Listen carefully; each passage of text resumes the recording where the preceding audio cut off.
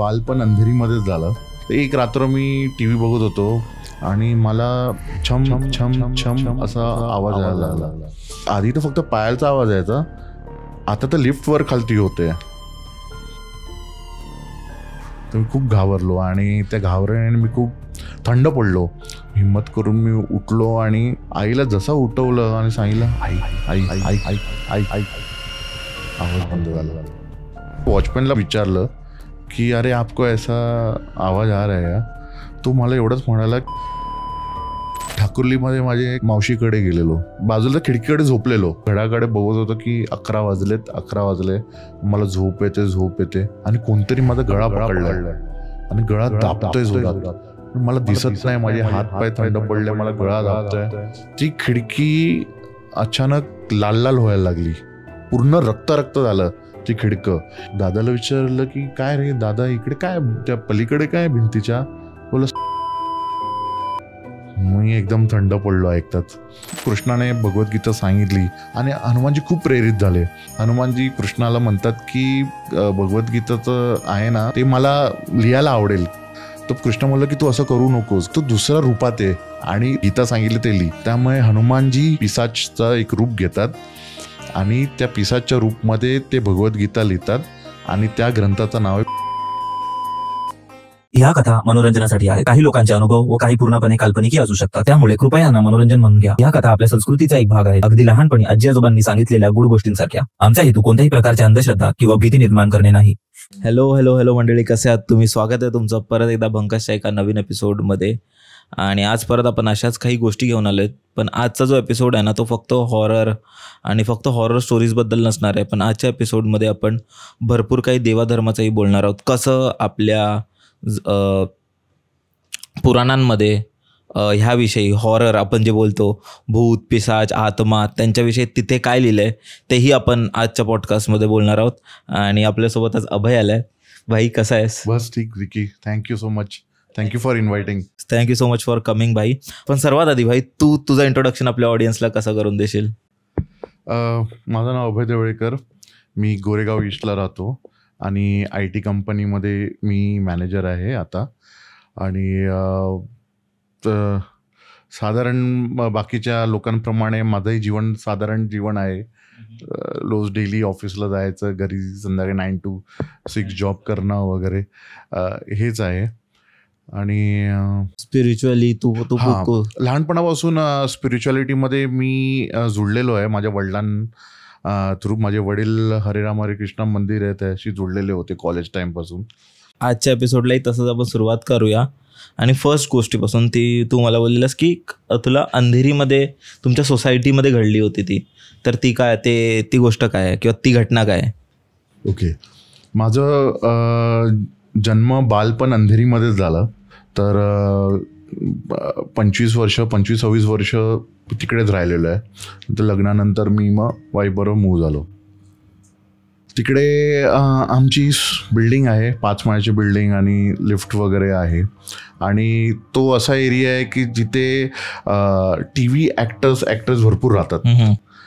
तुला माहितीच असेल म्हाडा कॉलनी वगैरे, लोखंडवाला. तर तिकडे बरेच असे स्ट्रगलर्स वगैरे राहतात. आणि तो एरिया एक टायमानंतर अचानक टेनंटसाठी खूप प्रसिद्ध झाला ज्यावेळी तुम्ही तिथे होतात. येस. सर TV ॲक्ट्रेस वगैरे जे पण नॉर्थवरून यायचे ते तिकडे रेंटवर राहायला ते प्रिफर करायचे, कारण की त्यांना जायला वगैरे, इंटरव्ह्यूला जायला वगैरे, ऑडिशन्स वगैरे जवळ पडायचं, ऑफिसेस बनले ना त्यावेळी. एक्झॅक्टली. तशीच एक मॉडेल आणि तिचा बॉयफ्रेंड आमच्या बिल्डिंगमध्ये टेनंट म्हणून राहायचे. तेव्हा मी 10वीत होतो आणि आम्ही बघायचो क्रिकेट वगैरे खेळताना वगैरे. ते असे जाऊन येऊन असं घरी राहायचे, नॉर्मल होतं. आणि माझी 10वी संपली वगैरे सगळं झालं. आणि एक दिवस आम्हाला समजलं की त्या मॉडेलने सुसाईड केलं आहे, फॅनला लटकून सुसाईड केलं आहे. आणि पोलीस वगैरे आली, पंचनामा झाला, बॉडी वगैरे नेलं, सगळं झालं वगैरे. तर ठीक आहे, एक डेथ झाली वगैरे, काही असं कोणाच्या मनात वगैरे काय भीती नाही, काय नाही. आधी पण असे नॉर्मल डेथ झालेत वगैरे, तर काय नाही. तर मला सुट्टी लागली 10वीची सुट्टी खूप मोठी असते. बरोबर. आणि असं होतं की काय करू आणि काय नाही तेव्हा सुट्टी लागली तर. त्यामुळे झोप नाही यायची आणि मग रात्रभर मी TV बघायचो, कार्टून बघा जे पण काय असेल ते मी बघत राहायचो. तर एक रात्र मी TV बघत होतो आणि 3 वाजलेले मला लक्षात आहे. आणि मला छम छम छम असा आवाज यायला लागला. आता मी हे बोलतोय कदाचित कोणाला एकदम फनी वाटेल काय की पिक्चरमध्ये वगैरे असं दाखवतात, पण माझ्या एक्सपिरियन्स हे खरंच म्हणजे सत्य आहे की म्हणजे, आणि मीही पाहिलं तुझ्या पॉडकास्टमध्ये, बाकीच्यांनी पण असा एक्सपिरियन्स झालेला आहे. तिथे पायलचा आवाज येतोय, पैंजणांचा आवाज येतोय. त्या पैंजणांचा आवाज मला यायला लागला माझ्या दरवाजाच्या बाहेर. नेक्स्ट सेकंडला तो माझ्या गेटकडे गेला. माझी कॉलनी एवढी शांत आहे, बिल्डिंग एवढा, परिसर एवढा शांत आहे की जरा पण आवाज आला ना गेटचा उघडायचा तर माझ्या घरपर्यंत ऐकायला येतो, कुणालाही ऐकायला येतो, एवढं शांतता आहे. तर मी आय कुड मेक आउट की ते आता गेटकडे गेली आहे, आता तिकडे आवाज येतोय. मग पाठी टाकी आहे, टाकी पंप हाऊस आहे, तिकडे गेले आहे. मग वरती 4थ्या माळ्यावर खालती गेली आहे, परत माझ्या इथे आली आहे. ते मला ऐकायला येत होतं ना. ऐकून म्हणजे मेक आउट की हे आयदर कोणतरी व्यक्ती आहे किंवा काहीतरी विचित्र प्रकार आहे. पण मला हे समजत नव्हतं की जी ती व्यक्ती ती एवढे फास्ट कशी काय जाते. तर हे माझे विचार व्हायला लागले. त्याचबरोबर मी घाबरून थंड पडलो. 10वीत असल्यामुळे मी लहानच होतो आणि जेव्हा माझे डोकं हे चालायला लागलं की इट्स नॉट अ ह्युमन, मनुष्य एवढं फास्ट नाही जाऊ शकत इकडे तिकडे. आणि जेव्हा माझं मन मला सांगायला लागलं की हे जे पण आहे हे मनुष्य नाही आहे, तर मी खूप घाबरलो. आणि त्या घाबरण्याने मी खूप थंड पडलो. माझे हातपाय हलत नव्हते, मी फक्त ते ऐकत राहिलो. आणि काही अर्धा तासाने वगैरे हिम्मत करून मी उठलो आणि आईवडिलांच्या रूममध्ये जाऊन झोपलो. त्यानंतर मी म्हटलं की ते काहीतरी मनाचे प्रयोग असतील किंवा TV बघतोय म्हणून असं काय मला भास झाला असेल. मी परत बाहेर हॉलमध्ये 1 BHK होता, तर हॉलमध्ये मी एकटा झोपायचो. रात्री झोपल्या मला अचानक 3 वाजता जाग यायची, डॉट 3 वाजता मला जाग यायची, ना आधी ना नंतर. आणि अशी जाग यायची, फ्रेश जाग यायची की असे डोळे उघडायचे. आपण जेव्हा झोपेतून उठतो तर डोळे आपले झोपेत असतात, दमल्या झोपेत असतात वगैरे, पण ती जाग अशी असायची की एकदम फ्रेश. आणि तुझे कान आणि तुझं मन डायरेक्ट त्या पैंजणाच्या आवाजाला, पायलच्या आवाजाला न्यायची आणि परत तेच ऐकायला यायचं. किती दिवस चाललं हे माझ्यासोबत करीबन 11वीत गेलो, 1 वर्षभर चाललं आहे हे. वर्षभर मी ऐकायचो आणि पण ते घरात नाही यायचं, दारापर्यंत जायचं आणि पूर्ण बिल्डिंगवर ते आवाज यायचं, फिरायचं की इकडे गेली, आता तिथे गेलंय, तिथे आवाज येतोय. आणि मी एकदा माझ्या वॉचमॅनला पण विचारलं की अरे आपको ऐसा आवाज आ रहा है या. तो मला एवढंच म्हणाला की मी तुला सांगितलं तू इथे राहणार नाही. मी त्याला विचारलं नाही. आणि मग 11वी माझी सुरू झाली, 11वीची एक्झाम सुरू झाले. त्यात परत नॉर्मल स्टुडंटसारखं आपण आयुष्य जगायला लागलो. हो, आयुष्य जगायला लागलो. आणि अभ्यास आपण नेहमी फक्त एक्झामच्या वेळेला करतो जागून वगैरे, तसं मी परत जागायला लागलो.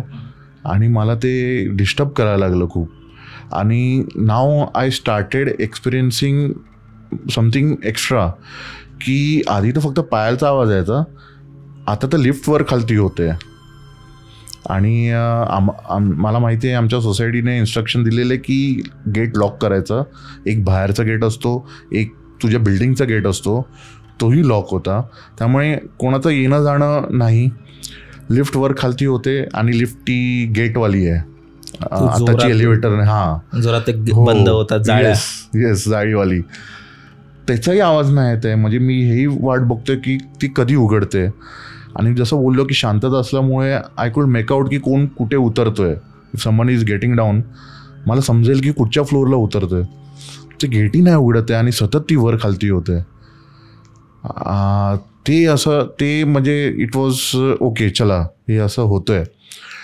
त्याचबरोबर हळूहळू माझ्या बिल्डिंगमध्ये मीटिंग झाली, पण आय डोंट नो काय होती ती, पण त्यात त्यांनी ठरवलं की लिफ्टची पॉवर बंद करायची.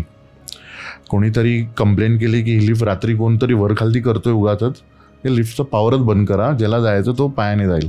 आणि जशी 5 माळ्याची होती. हे मला समजलं की आता लिफ्टची पॉवर बंद करणार 12-1 वाजता, आता तरी नाही व्हायला पाहिजे. तरीही ती लिफ्ट वर व्हायला लागली आणि मला विश्वासच नाही होत होता. मी मग परत नेक्स्ट डे जाऊन वॉचमॅनला सांगू की सोसायटी, तो परत तेच बोलला, मी तुला सांगेन तू भिशील, तू राहणार नाही इकडे, जे मी पाहिलंय. मी त्याला विचारलं तू का राहतोय, आणि तो नेपाली होता आणि तो एवढ्या वर्षापासून काम करायला मराठी पण यायचं. बरं. त्याला मी विचारलं तू मग कसं राहतोस, तो बोलला की माझ्याकडे दुसरं ऑप्शन नाही आहे, मला माझे परिवार नेपाळमध्ये वगैरे, मला इथून पैसे पाठवत दुसरं ऑप्शन नाही आहे, हे मी बघतो, सहन करतो आणि गपचूप झोपून जातो. आणि तो थोडं पेग वगैरे मारायचा आणि झोपून जायचा. त्यामुळे तसं तो सहन करायला लागला. म्हणजे ते जे पण त्याला काय ते भास व्हायचं किंवा दिसायचं, त्याबरोबर जगायला शिकला तो. हो, त्याबरोबर जगायला शिकला. तसं माझ्यावर पण व्हायला लागलं की मी तसं जगायला शिकलो. पण एक टाईम असं झालं की आता मला घरच्यांना सांगायचं आहे. तर बाबांना बिलकुल नाही सांगू शकत, कारण की बाबा थोडे स्ट्रिक्ट होते लहानपणी. आणि त्यामुळे मी बोललो असं, बाबा बोलले तू टी व्ही वगैरे बघतोस, हॉरर शो बघतोस, त्याचाच परिणाम आहे. तर मला माहीत होतं त्याचा काही परिणाम नाही आहे. तर मी आईला पहिलं सांगितलं. आईकडे हळूहळू गेलं, आईपर्यंत जायपर्यंत ते मला आवाज येत होता. आईला जसं उठवलं आणि सांगितलं आई आई आई आई आई आई आई, आवाज बंद झाला. तर आता सांगू तरी कोणाला. आई बोलते मला ऐकायला नाही येत आहे, तुझं मनाचाच खेळ आहे, मी बोलते अशी आई म्हणायला लागली. बोलते आई नाही, खरंच नाही आहे, वर्षभर झालंय मी ऐकतोय, हे मनाचे खेळ नाही आहे. एक दिवस काय झालं, खालती आम्ही पोरं वगैरे खेळतो, तर बसून गप्पा मारत होतो आणि त्यात भूतांचे टॉपिक निघाले. आणि त्यात मी म्हटलं आता मी सांगतो की मला असा एक्सपिरियन्स येतो इकडे. तर मी हिम्मत करून सांगितली की मला असा एक्सपिरियन्स येतो आहे. त्यात माझा मित्र आहे सौरभ, तो माझ्यापेक्षा 4-5 वर्षाने मोठा आहे. आणि आम्ही सगळे मित्र त्यापेक्षा लहान होतो आणि we look him as a team lead वगैरे आहे ना, दादा होता, दादा गाईड करणारा वगैरे फ्रॉम एव्हरीथिंग. तर तो म्हणाला की अरे अभय मला पण हेच भास होतंय. आय गॉट रिलीफ की माझ्यासारखं म्हणजे भास करणार अजून कोणतरी आहे. खरं आहे, मनाचं खेळ नाही आहे. आय वॉज सो हॅपी की मी त्याला बोललो तू खोटं तर नाही बोलत आहे. बोलत देवा शपथ मी खोटं नाही बोलत आहे, मी का खोटं बोलणार. आणि मला माहिती आहे तू एकदम थट्टा मस्करी करणार आहे. मी एक्सपेक्ट करत होतो की तू मला मस्करी करेल आणि मस्ती उडेल, पण ही गॉट व्हेरी सिरियस आणि टोल्ड मी की अभय हे मला पण झालं आहे. मलाही, मी त्याला विचारलं काय तुला भास झाला, त्याने पण सेम सांगितलं की मलाही सगळीकडे ऐकायला येतो. आय कॅन मेकआउट की ते कुठे आवाज येतोय, माझ्या दाराकडे येते. आणि त्याच्याच घरासमोर ते घडलेलं, 4th फ्लोअरला राहतो, त्याच्याच घरासमोर घडलेलं. त्यानेही त्याच्या आईवडिलांना सांगितलं आणि त्यांनाही ऐकू येत नव्हतं, फक्त त्यालाच येत होतं आणि मला येत होतं. तर मग म्हणाला की आता काय करायचं, हे कोणाला सांगायचं. तर तो म्हणाला की आपण एक काम करूया, आता जेव्हा तुला ऐकायला येईल ना मला मिस कॉल दे. तेव्हा तो टेलिफोन असेल ना MTNLचा, तो बोलला मिस कॉल दे, आपण दार उघडून बघूया. मी खूप घाबरलेलो. मी म्हटलं की मला त्याला नाही बोलायचं होतं, पण तो दादा असल्यामुळे आय कुड नॉट त्याला टाळवू नाही शकलो. मी हा म्हणालो ठीक आहे. एक दिवस ते ऐकू येत होतं मला, पण मी फोन नाही केला, पण त्याचा फोन आला मला आणि तो बोलला तुला ऐकू येतोय. मला हो मला ऐकू येतोय. बोललं चल दारावर आपण बघूया. दारावर आलो, तो त्याने सांगितलं मी शिटी मारीन तेव्हा दार उघड. त्याने शिटी मारली, आम्ही दार उघडला, काहीच नाही दिसलं, काहीच नाही, सगळं आवाज नाही काय नाही. ते म्हटलं की आता काय करायचं. तर म्हटलं की आपण घरच्यांना परत सांगूया वगैरे. आम्ही घरच्यांना परत सांगितलं वगैरे.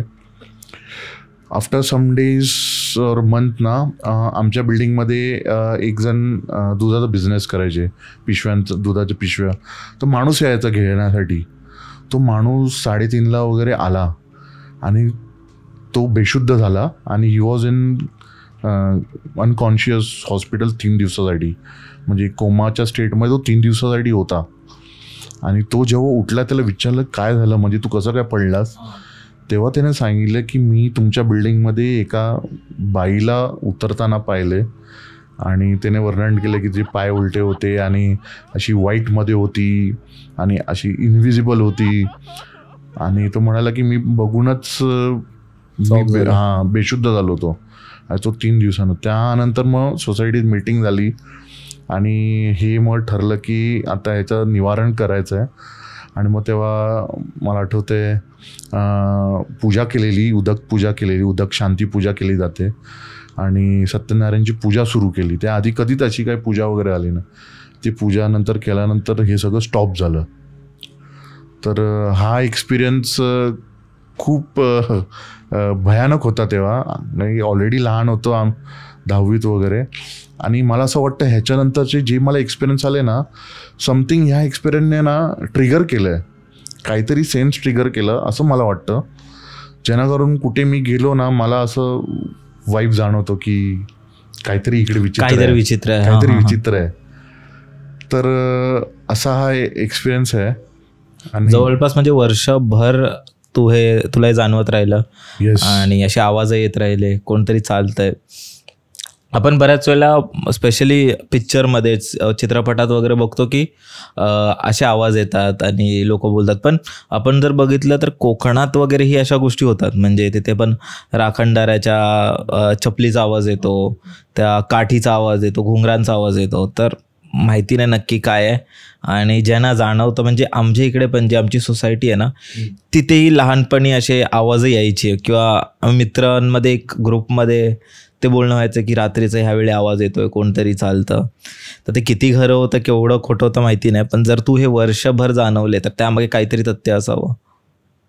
येस, नक्कीच. आणि जसं मी सांगितलं की मी एका स्पिरिच्युअल संस्थेशी जोडलेलो होतो आणि तिकडे मला शिकायला भेटायचं. तर तिकडे मी प्रश्न तेव्हा विचारलेले की हे असं मला एक्सपिरियन्स झालं आहे, हे कसं ते असू शकतो का, किंवा ही एक ती आत्मा असू शकतो का. तेव्हा त्यांनी मला सांगितलं की हो, म्हणून की एखादी व्यक्ती अकस्मात मृत्यू होते आणि सडनली होते, तर ते एका योनीमध्ये जातात आणि त्यांचं कर्म आणि त्यांचं लाईफस्टाईल ठरवतं की ते कुठच्या योनीमध्ये जातात. तर त्यात वेगवेगळी योनी असते. एक भूत योनी असते, प्रेत योनी असते, त्यानंतर पितृ योनी, पिशाच योनी. आणि असंच करता एक सर्वात भयानक असते एक ब्रह्मराक्षस. ती एक योनी असते ज्यात एक ब्राह्मण असतो, तो त्या योनीमध्ये जातो. ब्राह्मणाची आत्मा जाते, त्या योनीमध्ये जाते. बरं, मी त्यांना हे विचारलेलं की ही व्यक्ती कसं काय, म्हणजे इथे का अडकतात वगैरे. आपण जर ते स्वर्गात जातात, वैकुंठात जातात किंवा नरकात जातात, तर इकडे का राहतात. तर मला जे मी वाचलं किंवा मला जे उत्तर भेटले त्यात असं आहे की एखाद्याची व्यक्तीचं एज जे लाईफ आहे ना ते ठरलेलं असतो आपल्या कर्माप्रमाणे, आपल्या पास्ट लाईफप्रमाणे. या लाईफमध्ये आपण किती जगणार आहे हे एक स्पॅन एक ठरलं असतो. ओके, फॉर एक्झाम्पल मी काय पैसे कमवतोय या महिन्याला, मला माहिती आहे पुढच्या महिन्यापर्यंत ते किती पुरणार आहे वगैरे, मला किती सेव्ह करायचं आहे. तर जे पास्टमध्ये मी जे कमवले ते मला आता महिना अखेर भेटतो आणि मग त्याने मी पुढचा महिना चालवतो किंवा आत्ताचा महिना मी चालवतो. त्याचप्रमाणे आपण जे कर्म करतो त्याचप्रमाणे आपल्याला ते भेटतो, फळं भेटतात किंवा आपला लाईफ तसा असतो. आपल्या समाजात असे काही लोक असतात जे अचानकच ते आपला जीव घेतात किंवा आत्महत्या करतात आणि अशा लोकांना वाटतं की ते आता या दुःखातनं बाहेर जाणार, त्यामुळे म्हणजे सुटका भेटणार. बरोबर, की ते कंटाळले, लाईफशी कंटाळले किंवा कुठची गोष्ट त्यांना भेटली नाही किंवा हाच पर्याय त्यांच्या समोर राहिला, काही छोटंसं कुठे त्यांना सक्सेस नाही भेटलं, त्यामुळे ते लोक या टोकाला जातात. त्यांना वाटतात की इथून त्यांची पळवाट भेटेल आणि सगळं संपेल. तर असं नाही आहे. हे जे आपण घोस्ट वगैरे बघतो किंवा भूत प्रेत ज्यांना एक्सपिरियन्स होतात, हे एका टायमाला मोस्ट ऑफ देम हे मनुष्यच होते आणि त्यांच्यावर आयदर त्यांचा ॲक्सिडेंट होऊन मृत्यू झाली आहे किंवा त्याने स्वतःचा जीव घेतला आहे. आणि कसं आहे की आपलं वेदपुराणात लिहिलं आहे की आपल्या कर्मानुसार आपलं जीवन किती जगणार आहे हे ठरलेलं असतो. त्यामुळे आपण एका ज्योतिषीकडे जातो, तो एक अंदाज सांगतो की आपण 70-80 वर्ष जगणार वगैरे. ते आपलं कर्मानुसार असतो. आणि या जीवनातच आपल्याला सुख पण भेटतो आणि दुःख पण भेटतो. आणि कधी कधी कोणाला दुःख जास्त भेटतो, त्यामुळे त्यांना असं वाटतं की आता जीवच घ्यायचं किंवा ते एकदम टोकात संपूर्णच टाकायचं. हे खूप चुकीचं आहे. आणि त्यांचं सफरिंग मोठं ते जीव घेतल्यानंतर सुरू होतो. कारण की आपल्याला हे शरीर भेटलेलं आहे. जर आपण पाहिलं की आपण एक आत्मा होते, आपण हे शरीर भेटलेलं आहे. जेव्हा हे शरीर सुटतो तर त्या आत्म्याला दुसरं एक शरीर पाहिजे असतो. आणि ते पूर्ण करण्यासाठी भगवंताने असं रचलेलं आहे की त्यांना एक वेगळं टाईपचं शरीर भेटतो. ते मग त्या भूताचं शरीर भेटतो, प्रेताचं शरीर भेटतो किंवा पिशाचचं शरीर भेटतो. त्यांच्या कर्मानुसार भेटतात आणि ते त्यामध्ये अडकतात किंवा अडकलेले असतात. जसं आपली इच्छा असते किंवा आपली खायची इच्छा असते, पियायची, आपल्याला तहान लागली आपण पाणी पितो, भूक लागली खातो. ते सगळे इच्छा त्यांच्यावर राहतात, घेऊनच जातात. ते आत्माबरोबर राहतात. हो, काय आवडायचं त्यांना ते भूक तसं लागते, प्यायला पाणी त्यांना तहान लागते, पण करू नाही शकत कारण की त्यांच्याकडे शरीर नाही आहे. त्याने शरीर आयदर ॲक्सिडेंटने सुटलेलं आहे किंवा त्याने स्वतःचा जीव घेऊन गमावलेला आहे. आणि जसं खाज येते, त्यांना पण खाज येते. आपल्याला खाज येईल, आपण खाजून त्यांना निघू शकतो, पण त्यांना खाज येते किंवा त्यांना कुठे लागलं आहे ते दुखत राहतो, त्यातनं ते बाहेर नाहीत. त्यामुळे ते ट्राय टू रीच पीपल, त्यांच्या आजूबाजूला जे लोक आहेत त्यांना म्हणजे रीच करायला जातात, शोध करायला जातात. त्यांना माहीत नसतो की मी इथे या स्थितीमध्ये कसं पोचलो. किंवा एखाद्याने स्वतःचा जीव घेतला, त्याला माहिती नाही की तू पुढे काय होणार आहे त्याच्याबरोबर. तर त्या योनीमध्ये जाऊन त्याला अजून सफरिंग होतात. आणि त्याचबरोबर ते मग आपल्याला कॉन्टॅक्ट करायला बघतात की बाबा कोणीतरी मला मदत करा, या स्थिती म्हणून मला मुक्त करा. आणि म्हणून हे जे भूत प्रेत म्हणा किंवा पिशाच किंवा एवढी सारे योनी आहे ते आपल्याला कॉन्टॅक्ट करून त्रास देतात. आणि आपल्याला वाटतं की ही लोक का आपल्याला त्रास देतात. ॲक्च्युली मोस्ट ऑफ देम असं म्हटलं जातं की ते आपल्याला खुणवतात, त्रास देतात की जेणेकरता आपण त्यांची मुक्ती करावे. तेच आहे. मी बरेच तुझ्या पॉडकास्टवर पाहिले की कोण रेंटवर गेले राहायला आणि तिकडे त्यांनी एक्सपिरियन्स वगैरे केलं आहे, तर तिथेही ना उदक शांती पूजा वगैरे केली जाते, त्याने त्यांना मुक्ती भेटू शकते. तर ते तिथेच सतत अडकून असतात आणि मग ते लोकांना मग त्रास देत जातात. And at time they even become powerful.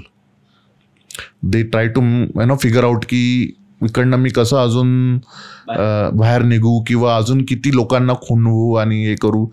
त्या ह्याच्यामध्ये they found out ways to become more powerful.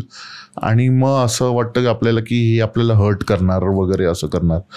पण असं मी ऐकलं किंवा वाचलं की मोस्ट ऑफ द ॲटलिस्ट जे हे असतात पितृ असतात किंवा काय बोलतात प्रेत योनीमध्ये असतात, प्रेत योनीवाले असतात, ते आपल्याला ॲक्च्युली सांगतात की मला ह्याच्यामधनं सुटका द्या असं. बापरे. म्हणजे असं आहे की जेही आत्मा बनतात, जेही त्यांचा लवकर जीव गमावतात किंवा त्यांच्या जी वेळ असते त्याच्या आधी त्यांचा जीव जातो, तर ते आत्मा बनतात आणि ते एक वेगळ्या माणसाला शोधत असतात ज्याच्याकडून ते त्यांच्या इच्छा पूर्ण करू शकतात, जेही त्यांच्या अपूर्ण राहिलेली इच्छा आहे, जे त्यांच्या आवडीनिवडी होत्या त्या मनुष्याबरोबर. आणि जसं जसं ते काही लोकांच्या अंगात येतात किंवा त्यांना पोझेस करतात, झपाटतात, तसे ते अजून पॉवरफुल होत जातात. अगदी बरोबर. म्हणजे या भूतांच्या ह्याच्यामध्ये किंवा गोष्टमध्ये म्हटलं जाणं बरेच टाईप्स पण आहे, प्रकार आहे, वेगवेगळे प्रकार आहे. जसं एक नॉर्मल भूत म्हणून म्हणतो ना, त्याचं असं म्हटलं गेलेलं किंवा लिहिलं गेलेलं आहे की हे भूत जे असतात ना ते सदानकदा फॉर सेंचुरीज हे पृथ्वीवरच आहे, वर्षानुवर्ष इकडे आहे, for centuries they are here. ते लोकांना भूत म्हटले जातात. एक खंडर आहे किंवा एक असं जुनं ओसाड पडलेली जागा आहे आणि तिकडे कोण जात नाही वगैरे, कारण की तो एक भूत म्हणून आहे. तो थोडा त्याकडे एक पॉवर असते, एक वर्षानुवर्ष राहून त्याकडे अचानक माहीत नाही, but he develop some power, तर त्याला भूत म्हटलं जातात. मग दुसरं असतो प्रेत योनी. हे वेगवेगळे आहे. प्रेत योनीवाले प्रेत हे असतात जे मनुष्य असतात आपल्यासारखे आणि त्यांची अकस्मात मृत्यू झाली असते, either by accident or by त्यांनी स्वतःचा जीव घेतलाय, तर ते प्रेत योनीमध्ये जातात. हे प्रेत योनींचं जेव्हा अंतिम संस्कार होतो आणि फायनल राईट्स होतात क्रेमेटोरी हिंदूच्या प्रमाणे, तेव्हा ते पितृ बनतात. पितृ बनतात. आणि त्यांनी जर भरपूर पापं केले असतात, त्यांच्या जीवनामध्ये भरपूर वाईट कर्म केले असतात, त्या पितृ योनीमध्येच ते अडकतात. किंवा ते जेव्हा प्रेत योनीमध्ये असतं, जेव्हा मृत्यू होते तो प्रेत योनीमध्ये इमिजिएटली जातो आणि मेल्यानंतर त्या क्रेमेटोरियममध्ये थोडे दिवस असतो, त्या स्मशानभूमीमध्ये असतो असं म्हटलं जातं. आणि जेव्हा त्याचा 12वा 13वा केला जातो, प्रॉपरली केला जातो, तर मग तो पितृ योनीमध्ये जातो. जर त्याने पापं केली आहे, तर जर पितृयोनीमध्ये म्हणजे त्याने पापं वगैरे नाही केली आहे, चांगलं जीवन जगलं आहे, तो डायरेक्ट म्हणजे स्वर्गात किंवा वैकुंठात जातो. जर त्या पितृयोनीमध्ये गेल्यावर मग ते स्टार्ट अनदर स्टोरी, की तिथून मग ते त्यांच्या परिवारमध्ये काय लोकांना ते सिलेक्ट करतात आणि त्यांना थोडं त्रास देतात. त्यांचा हेतू त्रास देणं नाही आहे, पण त्यांचा हेतू खुणवणं आहे की मी कुठेतरी अडकलेलो आहे. अच्छा, म्हणून लोकांना म्हणजे आपल्या पत्रिकेमध्ये पितृदोष असतो किंवा पुत्रदोष असतो, ह्याच्यासाठी असतो. माझ्या पत्रिकेतच होता आणि हे पितृदोषाने मला अचानक एकेकाळी खूप त्रास व्हायला लागला. करिअरमध्ये मला ग्रोथ नाही व्हायला लागला, अभ्यास बरोबर होत नव्हता, काहीच गोष्ट होत नव्हती आणि हे मला समजायचं नाही. मग ह्याचं मग कुठे निवारण करायचं, तर याचं निवारण त्र्यंबकेश्वरमध्ये करतात.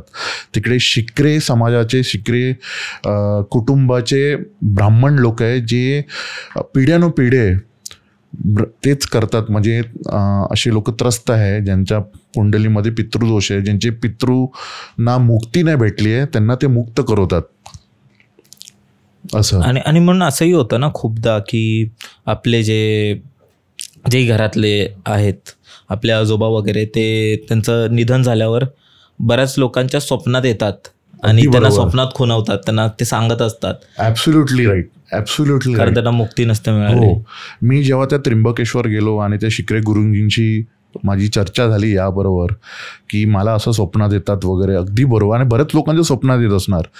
दॅट इज अ साईन की त्यांचे जे पितृ आहे किंवा त्यांचे जे पूर्वज आहे ते कुठेतरी अडकलेले आहेत आणि त्यांना त्यातनं मुक्तता करायची आहे. तर त्या गुरुजींनी हेच सांगितलं की त्याचं एकच निवारण आहे की तिकडे नारायण नागबळी म्हणून एक विधी केली जाते. त्यांनी हेही सांगितलं की आधी लोक खूप गरीब होते, महाराष्ट्रात तर भरपूर गरिबी होती, त्यानंतर खूप प्रगती झाली. त्यामुळे आधीकाळी ना तेव्हा त्यांच्याकडे साध्य नसायचे किंवा पैसे नसायचे 13वा वगैरे करायचं, त्यामुळे ते स्किप करायचे 13वा. इवन आत्ताही ना काही लोक कंटाळा करून स्किप करतात, ते तसं नाही केलं पाहिजे. तर त्याने काय होतं, त्यांनाच त्रास होतो. तर ते म्हणाले की असं स्किप केल्यामुळे आपले बरेच असे पूर्वज असतात, असे बरेच लोकांचे पूर्वज जे अडकलेले आहेत आणि नंतर मग एकाला जे निवडतात, ज्याची प्रगती झाली आहे त्याला त्रास देतात. म्हणजे त्याला समजावे कुठेतरी की माझं लाईफ जे चांगलं चाललं आहे ते अचानक का असं वाईट घडत आहे. आणि तो जेव्हा ह्याचे प्रश्न काढायला जातो तेव्हा त्याला ते मार्ग भेटतो की मी असं पूजा केल्याने किंवा असं कार्य केल्याने ह्याच्यामधनं तरी बाहेर निघेल, मुक्ती मिळेल. आणि भाई मी एक वाचत पण होतो, मे बी एक न्यूज आर्टिकल असेल किंवा काय इंस्टाग्राम रील असेल, तर माझे एक फेवरेट एक हॉलिवूडचे ॲक्टर आहेत, त्यांनी रॉकी मूवी त्यांचा बघितलाच असेल लोकांनी, खूप फेमस आहे, सिल्व्हस्टर स्टॅलोन करून आहेत. तर त्यांच्याबरोबर असंच काही घडलं जे आपण आता बोललो ना, की त्यांचा मुलगा काहीतरी ड्रग ओव्हरडोसनी वगैरे वारला आणि ते डेथ झाली, आणि तो गेल्यानंतरही त्यांच्या स्वप्नात यायचा आणि त्यांना काही ना काहीतरी इंडिकेशन द्यायचं. तू वाचले त्याच्याबद्दल? येस, मी तो आर्टिकल वाचलाय. तो जो व्यक्ती जो हॉलिवूडला राहतोय, जगातल्या सर्व गोष्टी त्याला मिळाल्यात आणि त्याच्याबरोबरही असं होतं, ज्याकडे एवढी पॉवर आहे की सर्व काही तो करू शकतो, पण त्याच्याबरोबरही असं होतंय आणि त्यालाही इथे येऊन ती क्रिया करावी लागते. अगदी बरोबर. म्हणजे सिल्व्हेस्टर स्टॅलोनला कोण नाही ओळखत. इव्हन आपले बॉलिवूडचे सलमान खान वगैरे त्यांचे फॅन आहेत, इन्स्पिरेशन. तर सिल्व्हेस्टर स्टॅलोनला सगळे भारतात तर सगळे ओळखतातच. आता तो 70-80ला आलेला आहे. त्याचाही आर्टिकल मी वाचलं की त्याने सांगितलं की त्याला त्याचा मुलगा दिसत होता घरात, आणि त्या घरात दिसत पण होता आणि जसं तू म्हणाला स्वप्नात पण येत होता, आणि त्याला ते खूप त्रासदायक झालेला. त्याला समजत नव्हतं की काय आहे, त्यालाही विश्वास होत नव्हता. पण त्याला हे पटलं की हे विचित्र आहे आणि त्याचा मुलगाच त्याला सांगतोय काहीतरी किंवा सांगायचा प्रयत्न करतोय. तेव्हा सिल्व्हेस्टर स्टॅलोनने तिकडच्या चर्च वगैरेंची मदत पण घेतली. त्यांनी पण प्रयत्न केला, पण काही झालं नाही. मग त्याला कोणीतरी सांगितलं की तिकडे एक हिंदू गुरुजी होते, ते पुजारी वगैरे, आणि त्यांना विचारलं की असं असं माझ्यासोबत घडतोय, काय केलं पाहिजे. त्यांनी त्यांना गाईड केलं की तुम्ही हरिद्वारला जावा आणि तिकडे जाऊन तुम्ही शांती करा, पूजा करा, श्राद्ध करा, बरोबर, तरच मग ह्याची मुक्तता भेटेल. तर हे खरंच तू बोललंस की आपण इकडे हे बोलतो, आपलेच लोक कधी कधी विश्वास नाही करत, पण एवढा मोठा माणूस, हॉलिवूडचा एवढा मोठा ऍक्टर वगैरे, त्याला विश्वास करा की त्याच्यावर ते एक्सपिरियन्स घडलंय. त्याला पर्याय नव्हता भेटत, आणि त्याला त्यातनं त्या मुलाला पण मुक्त करायचं होतं, स्वतःला पण त्यातनं काढायचं होतं. तर त्यांनी मग त्याची टीम पाठवली, त्याचे परिवार पाठवला. तो स्वतः आला नाही, मे बी त्याला सांगितलं असेल की तुझी गरज नसेल वगैरे, पण त्याचा परिवार आलेला, त्याचा क्लोज रिलेटिव्स वगैरे आलेले, त्याची टीम आलेली. आणि तेव्हा ते मी फॉलो पण करत होता न्यूज आर्टिकल. तेव्हा जेव्हा ते आलेले ना, तेव्हा न्यूजमध्ये आलेलं की हे लोक आलेत वगैरे आणि यांनी पूजा केली आहे. आणि पूजा केल्यानंतर त्याचं बरं झालं, म्हणजे त्याच्या मुलाला नक्कीच मुक्ती भेटली. घरी दिसायचं बंद झालं, ते सगळं बंद झालं. माहिती नाही काय आहे, म्हणजे कधी कधी मला वाटतं की मे बी आपण बनवलेल्या गोष्टी आहेत, जे माणसाने बनवलेल्या आहेत, आणि मे बी असं काही नसेल. पण जेव्हा असं काय ऐकतो आपण, तर असं वाटतं की खरोखर काहीतरी आहे जे आपलं एवढं हजारो लाखो वर्ष जुनं जे संस्कृती आहे, त्याच्यामध्ये असं काहीतरी दडलं आहे जे आपल्या विचारांच्या पलीकडे आहे, जे आजचं सायन्स झालं किंवा काय ते नाही त्याला उलगडू शकत, आणि नाही त्याचं काय बोलतात एक रिझन शोधू शकत. बरोबर, अगदी बरोबर. हे तर आहेच की लोकांना पटत नाही कधी, पण बोलताना ते बरोबर बोलतात की तो गेला, ही पास्ट अवे. बरं, गेला तर कोण गेला? तो तर तिकडेच आहे ना. मग गेला म्हणजे काय? बोलायला बोलतात की तो गेला किंवा तो वारला किंवा ही पास्ट अवे, इंग्लिशमध्ये बोलतो ही पास्ट अवे, तो who passed away actually. So actually we are indicating to the soul that he passed away. Body त्याने सोडली आहे, शरीर सोडलं आहे, पण त्याची जी आत्मा आहे ती त्या आत्मा निघालेली आहे. म्हणून आपण बोलतो की तो गेला किंवा ही पास्ट अवे. तर सोल गेले की फॉर नेक्स्ट जर्नी. तर ह्यावरच एक भगवद्गीतामध्ये श्लोक आहे, आय थिंक तो आहे चॅप्टर 2 13 श्लोक आहे. त्यामध्ये असं दिलं आहे, श्लोक असा आहे की देहिनोस्मिन यथा देहे कोमरम यौनम जर तत देहांतर प्राप्तीर धीरस तत्र न मुह्यती. देहिनोस्मिन यथा देहे म्हणजे कोमरम यौनम जर. हे जे देह आहे हे पहिलं जसं कुमार अवस्थेत, जेव्हा यंग असतो कुमार अवस्थेत, कोमारम यवनम म्हणजे अजून मोठा झाल्यावर होतं, आणि मग नंतर तू ओल्ड एजमध्ये जातो. तसंच हे जो सोल आहे ना, ह्याच्यामध्ये तो ट्रान्झिट होत असतो की लहानपणी आहे, मग नंतर मोठा झाला आहे, आणि मग अजून म्हातारा झाला. तसंच मेल्यानंतर तो शरीर सोडतो आणि दुसरं शरीर पकडायला जातो किंवा त्याला दुसरं शरीर भेटतो. हे या श्लोकाचा अर्थ आहे. देहिनोस्मिन यथा देहे कौमारम यवनम जर तत देहांतर प्राप्तीर, देहांतर म्हणजे देह सुटल्यावर प्राप्तीर धीरच तत्र न मुह्यती, म्हणजे त्याला नवीन शरीर भेटतो किंवा नवीन शरीर त्याला प्राप्त होतो. हे ते भगवद्गीतामध्येच दिलेलं आहे. त्यामुळे हे आपल्या संस्कृतीमध्येच आहे, आपल्या वैदिक शास्त्रामध्ये सगळं काही दिलेलं आहे की हे का घडतं आणि याचं कारण काय आहे. फक्त असं आहे की आपण वाचत नाही, की आपल्याकडे वेळ नाही आहे, विश्वास नाही आहे. म्हणजे हेच आहे की आपल्या पूर्वजांनी ह्या सर्व गोष्टी आधीच लिहून ठेवल्यात. फक्त आता आपण जे आता एवढे पुढे निघून गेलो, म्हणजे असं झालं ना की आधी आपण आपली संस्कृती बघायचो, मग त्यानंतर आपल्यावर वेस्टर्न कल्चरचा प्रभाव झाला आणि आपण तो कल्चर फॉलो करता करता आपल्या संस्कृतीला विसरून गेलो. तसंच काय असावं. आणि आता मे बी आपल्याला समजत नसेल की आपल्या विचार करायच्या पलीकडे असेल त्या गोष्टी. आणि मला हा टॉपिक अजून एक्सप्लोअर करायला आवडेल, की आपल्या पुराणांमध्ये काय लिहिलं आहे, जे आपले वैदिक स्क्रिप्चर्स आहेत, आपली हिस्ट्री कशी होती, आपला इतिहास कसा होता आणि त्यावेळी ह्या गोष्टींचं किती महत्त्व होतं. कारण मी आपल्या इतिहासात बऱ्याच गोष्टी आहेत, रामायणामध्ये झालं किंवा आपण हनुमान चालीसा वगैरे वाचतो, त्याच्यात ही असं भूत पिशाच याचा भरपूर उल्लेख आहे. बरोबर. तर आपण नक्कीच ते पुढे कधीतरी एक प्रॉपर पॉडकास्ट ही त्याच्याबद्दल करू. आणि मला अजूनही श्लोक ऐकायला आवडतील. एक तू बोलला शब्द पिशाचवर मला एक आठवलं आहे की कोणी गुगल केलं तुम्हाला एक भेटेल, पिशाच भाष्य म्हणून एक ग्रंथ आहे, लुप्त झालेला पिशाच भाष्य ग्रंथ आहे. तो ग्रंथ लिहिलाय श्री हनुमानजीने, बजरंगबली हनुमानजीने तो ग्रंथ लिहिलाय. तिथं अशी थोडक्यात स्टोरी आहे. महाभारतात आपल्याला माहिती आहे, अर्जुनाच्या रथावर एक ध्वजच्या रूपाने हनुमानजी त्याच्यावर विराजमान होते आणि रक्षण केलेलं त्या रथाचं, की कधी न कळता भगवान कृष्णाचं कुठे ध्यान असेल तर हनुमानजी त्याच्यावर आहेत. तिथे महाभारतात कृष्णाने भगवद्गीता सांगितली आणि ते हनुमानजीने पण ऐकलं, सर्वांनीच ऐकलं आणि हनुमानजी खूप प्रेरित झाले. सगळं महाभारत वगैरे झाल्यावर हनुमानजी कृष्णाला म्हणतात की मला तुझं जे भगवद्गीताचं आहे ना ते मला लिहायला आवडेल, त्याचं पूर्ण मला परत ऐकायला किंवा लिहायला आवडेल. तर कृष्ण म्हणलं की तू असं करू नकोस, कारण की तू जे रूप घेतलेस ते रामाच्या भक्ताचं रूप घेतलेस, तू दुसऱ्या रूपात आहे आणि तू हे जे मी जे गीता सांगितलं ते लिही. त्यामुळे हनुमानजी पिशाचचं रूप घेऊन येतात, पिशाचचं एक रूप घेतात आणि त्या पिशाचच्या रूपमध्ये ते भगवद्गीता लिहितात आणि त्या ग्रंथाचं नाव आहे पिशाच भाष्य.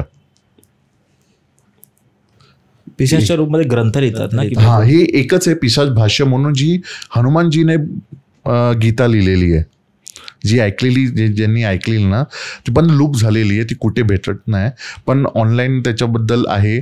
आणि यूट्यूबवर काही जुने संत महात्मा आहे भारतातले ना, त्यांनी त्याच्यावर थोडं बोललेलं आहे पिशाच भाष्यावर. पण दुसरी एक गोष्ट आहे की आपल्या मनुष्यासाठी पिशाच असं आहे, जसं मी आधी सांगितलं की प्रेत योनीनंतर माणूस पितृमध्ये जातो जर त्याने भरपूर पापं वगैरे केली आहे आणि त्याचे परिवाराने त्या पितृचं भलं नाही केलं किंवा त्याचं देखभाल नाही केलं किंवा त्याचं पिंडदान नाही केलं किंवा त्याचं श्राद्ध नाही केलं, त्याचं लक्ष नाही दिलं ना, तर तो काय काळानं तो स्वतः पिशाच बनतो. आणि हा पिशाच अजून त्रस्त असतो, एकदम रागीट बनतो, कारण की त्याकडे दुर्लक्ष केलं जातो. कारण की त्याचं असं म्हणणं असतो की तो बघतो, पितृ जे आहेत ना ते आपले बघतात, जर तुम्ही त्याची पूजा केली तर त्यांची मुक्ती होते, पण तुम्ही काही त्याच्याबद्दल मुक्ती नाही केली किंवा त्यांच्यासाठी काही केलं नाही ना, ते बघतात, ते बघत असतात की आपली प्रगती चालली आहे. आपण जे पण आता हे आपल्या पूर्वजांमुळे, आपल्या आजी आजोबामुळे किंवा आजी आजोबांच्या आई वडिलांमुळे, तेव्हा त्यांनी भरपूर परिश्रम केलं. गावात होते, मग मुंबईला आले किंवा कुठच्या दुसऱ्या शहरात गेले किंवा गावात पण प्रगती केली, खूप खेती वगैरे केली आणि खूप परिश्रम केले. त्या परिश्रमामुळे आता आपल्याला फळ भेटतोय, आपण जे जीवन जितोय ते त्यांच्यामुळे. आणि आपण त्यांच्यासाठी काही करत नाही आहे, आपण दुर्लक्ष करतोय, कारण की आपण थोडं सेल्फिश झालोय की माझी लाईफ चांगली आहे, आता ते गेले, आता काय करू. पण आपण त्यांच्यासाठी चला ते विधी करायची, ती आपण जर दुर्लक्ष केली ना, दॅट विल बॅकफायर अस. कारण की तो जो अडकलेला जी आत्मा आहे किंवा तो आहे ना, तो मग नंतर जसं मी बोललो तर पितृ योनी आहे ती मग पिसाच बनते and it's more powerful than pitru आणि प्रेत योनी. आणि दिस 2 युनीज are afraid of them, afraid of pishach. आणि ते म्हणजे ते टॉर्मेंट म्हणजे ते त्रास देतात तुम्हाला, शरीराला पण त्रास देतात आणि मानसिक पण त्रास देतात. ते मग पिशाच योनीमध्ये जातात आणि ती एकदम थोडी डेंजर योनी असते पिशाच योनी. त्यामुळे कुठे आपण असं बोलतात की कुठे गेले फिरायला वगैरे आणि तिकडे भेटले किंवा त्यांना इजा झाली आहे, ते इजा करणे पिशाच आहे. नॉर्मल गोष्ट कोणाला इजा करत नाही, ते फक्त दाखवतात किंवा ते दिसतात आपल्याला, पण ते आपल्याला हार्म नाही करत. पण जे हार्म करणारे असतात ना ते पिशाच योनीमधले असतात, कारण की they have gain power because of frustration. राग निर्माण होतो की मला ह्याच्यातनं कोण काढायला नाही आहे, मी एवढं लोकांसाठी केलं किंवा माझ्या परिवारासाठी केलं, मला काढायला कोण नाही. मला पण ना जेवण ठेवतो, एक तर पितृपक्षामध्ये ठेवतो आणि जेव्हा पुण्यतिथी असतं तेव्हा आपण जेवण 2 टायमाला ठेवायचे असतात त्यांच्यासाठी, कारण की त्या पितृयोनीमध्ये त्यांना भूक लागते. असं म्हणतात की पाणी, भूक वगैरे लागते, ताण लागते, त्यांना भेटत नाही. तर हे दिल्याने त्यांना मग त्यांचं भलं होतं किंवा तिकडनं त्यांचं निवारण होतं. मला आठवतंय भाई की आपण जेव्हा बोलत होतो कॉलवर, तर तू एक ही पण गोष्ट बोललास की आपल्या मुंबई शहरात एक अशी विहीर आहे जिला खूप असं हॉन्टेड किंवा जिकडे जिच्या अवतीभोवती खूप असे अफवा बोलू शकतो किंवा खूप गोष्टी बोलू शकतो आहेत. तर ते काय आहेत नक्की? कारण त्याच्यावर तू बोलास की बरेच न्यूज आर्टिकल्समध्ये आलेत, मेन मीडिया हाऊसेसनी पण ते कव्हर केले. तर ती गोष्ट काय, मला ती ऐकायला आवडेल. हां, ही एक जागा विलेपार्ले ईस्टमध्ये आहे आणि मी एक्झॅक्ट लोकेशन नाही सांगू शकत, बट स्टेशन जवळच आहे ती. आणि तिकडे न्यूज आर्टिकलमध्ये आल्यात की तिकडे एकेकाळी त्या विहिरीवर नॉर्थ इंडियन लोक पूजा करायचे. ती विहीर एका सोसायटीजवळ आहे आणि तिकडे मी राहायला गेलेलो. मित्र राहतो तिकडे आणि बऱ्याच टायमानंतर त्याने मला बोलवलं की अरे तू ये वगैरे, कॉलेज टायमाला आपण भेटायचो, आता भेटत नाही. तर मी त्याकडे एक नाईट आऊट करायला गेलो आणि तसं त्याच्या घरी आधी पण मी बऱ्याच वेळा गेलेलो आहे. तर मला काय असं काय एक्सपिरियन्स आला नाही. तर एक दिवस मी त्याच्या घरी गेलो आणि आम्ही गप्पा वगैरे मारल्या वगैरे. रात्री 1-1:30-2ला झोपलो आणि त्याचा मित्राचा अशी सवय की तो टी व्ही बघता बघता झोपतो. तो एकटाच राहतो त्या घरात, तो एकटाच राहतो आणि तो माझ्या वयाने पण मोठा आहे. तर तो असा टी व्ही बघता बघता झोपतो. तरी टी व्हीवर CID आणि असं काय चालूच असतो, क्राईम पेट्रोल वगैरे असं काय चालत असतो. तर मी पण बघत असं, मला पण झोप येत नव्हती, तर मी पण बघत होतो आणि मी पाहिलं तो पण बघतोय. तर असं अचानक बघता बघता मला भिंतीवर एक अशी नाही म्हटलं चेटकीनसारखी अशी एक बाई दिसली, जिचे कपडे एकदम घाण फाटलेले होते आणि केस असे लोंबकळत होते. आणि मला ते अजूनही म्हणजे केस उभे राहिले, गूजबम्प झाले. हां, ती अशी चढायला लागली भिंतीवर, ती अशी चढायला लागली आणि मी तेव्हा मला आठवते, मला थोडं म्हणजे मी थंड पडलो की हे काय विचित्र, हे काय प्रकार आहे. आणि बाजूलाच टी व्ही चालू होता तो क्राईम पेट्रोलचा. मी फक्त नजरच हलवू शकत होतो. म्हणजे नजर हलवली की तिकडे ते चालू आहे आणि इकडे पाहिलं की समोर पाहिलं की ती बाई चढते आणि परत राईटला पाहिलं की ते चालू आहे. म्हणजे मी हे कम्पेअर करत होतो की हे खरंच माझ्यासोबत घडतंय की हे स्वप्न आहे.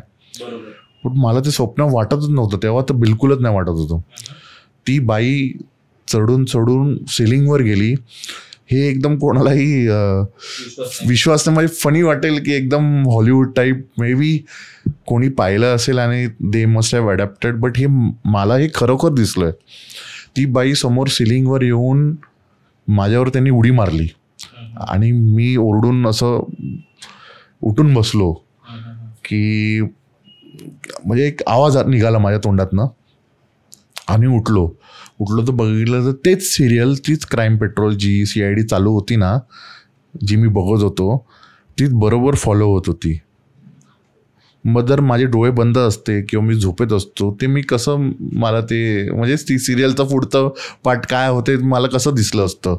म्हणजे तू झोपेत आहेस की नाही आहेस, पण जरी तू झोपेत होतास तरीही exact same scene, exact same serial, exact same time ते चालत होतं तुझ्या झोपेत. चालूच होतं. आय कुड कनेक्टेड की अच्छा हे मगाशी असा तो बोलला, आता असा करणार होता किंवा त्या मालिकेमध्ये. आणि साईड बाय साईड मी असं बघतोय की ती बाई अशी चढून येऊन माझ्यावर उडी मारली तिने आणि मी घाबरून उठलो आणि आवाज आला आणि मी बघितलं तर माझे दोन मित्र होते बाजूला, ते झोपलेत, त्यांना काही नाही वगैरे. आणि माझी उशी वगैरे खूप ओली झालेली, घामाने वगैरे अचानक पूर्ण पाणी झालं. मी म्हटलं की जाऊ दे, झोपतो मी. अंगावर चादर घेऊन झोपलो. सकाळी 6 जसे वाजले मी निघालो. तर मला एवढी भीती नाही वाटली की मला समजलंच नाही की काय एक्झॅक्टली खरं आहे खोटं आहे. मला खूप डाऊट वाटायला लागलं. तर पण मला माहीत होतं की हे खोटं नाही आहे, कारण की आधी मी सांगितलं 10वीत माझा तो एक्सपिरियन्स झालेला. सो आय न्यू की हे काहीतरी समथिंग न्यू आहे. हां. मी घरी गेलो आणि घरी तेव्हा मला माहिती आहे हे शनिवारी झालेलं. त्या दिवशी शनिवारी झालेलं, रविवारी मी आईवडिलांकडे गेलो वाईफसोबत. दर रविवारी मी आईवडिलांना भेटायला जायचो.